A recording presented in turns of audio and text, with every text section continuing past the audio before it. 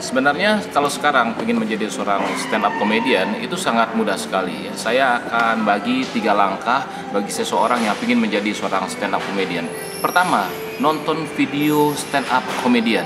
Nah, sekarang ini sangat mudah sekali. Tahun 98 ketika saya tertarik menjadi seorang stand up comedian, saya sangat kesulitan untuk mendapatkan video-video stand up comedy.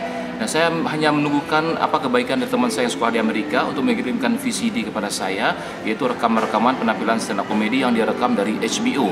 Nah, sekarang ini kita tinggal buka YouTube, ketik stand up comedy, maka akan muncul stand up comedian yang sangat luar biasa, sangat bagus sekali. Nah, saya menganjurkan kalau dalam menonton video sebaiknya kita tonton penampilan stand up comedian yang sudah teruji, stand up comedian yang sudah legendaris misalnya, seperti Jerry Seinfeld. Ini bukan karena saya suka Seinfeld, saya anjurkan Jerry Seinfeld, tapi ini untuk belajar. Bisa juga misalnya kita lihat Eddie Murphy, Chris Rock, Jay Leno. Nah, ini adalah stand up comedian yang sangat luar biasa sekali yang bisa kita pelajari bagaimana dia mengolah materi, menyampaikan materinya, kemudian bagaimana respon penonton terhadap materi-materi yang dia sampaikan.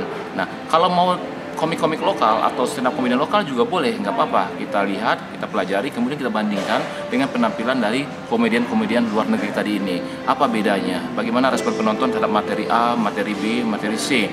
Nah, kalau kita suka misalnya dengan seorang komedian lokal, sebaiknya kita juga harus tahu ini komedian lokal ini disuka dengan siapa. Contohnya Panji, Raditya Dika. Mereka ini adalah stand up comedian Indonesia. Nah, mereka ini suka dengan siapa? Komedian-komedian luar. Mereka ini kira-kira terinspirasi dengan gaya siapa?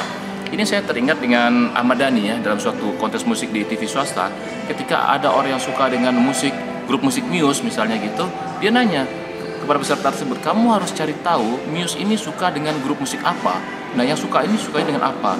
Misalnya ada yang suka dengan Michael Bublé. Nah, dia kasih tahu peserta itu. Ahmad Dhani bilang, kamu harus cari tahu Michael Bublé ini sukanya siapa. Misalnya suka A ini suka siapa. Gitu, akhirnya sampai ke sumber dasar.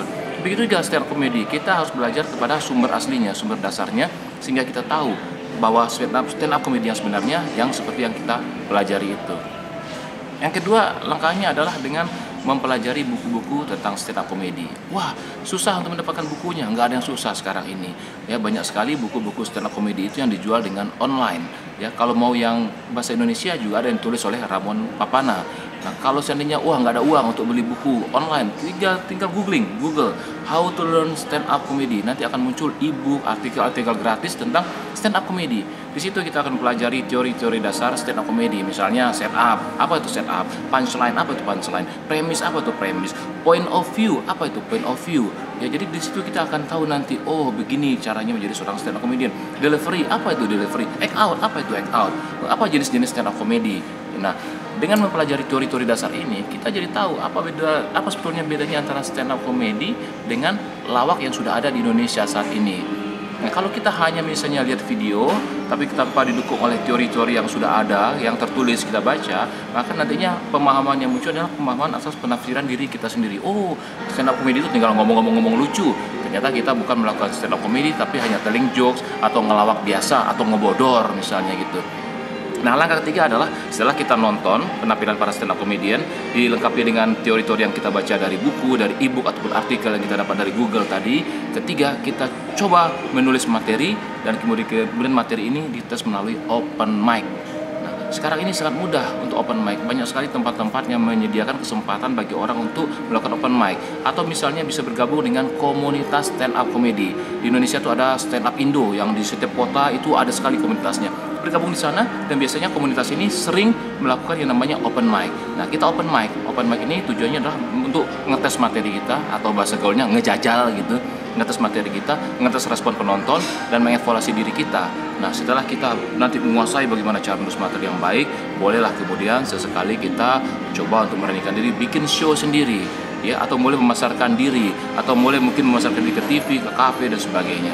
Ya, itulah ya langkah-langkah ringan yang bisa dilakukan untuk memulai stand up comedy. 3 langkah ini dulu, nonton videonya, kemudian pelajari teorinya melalui buku atau melalui artikel atau melalui Google. Ketiga, tes dengan open mic.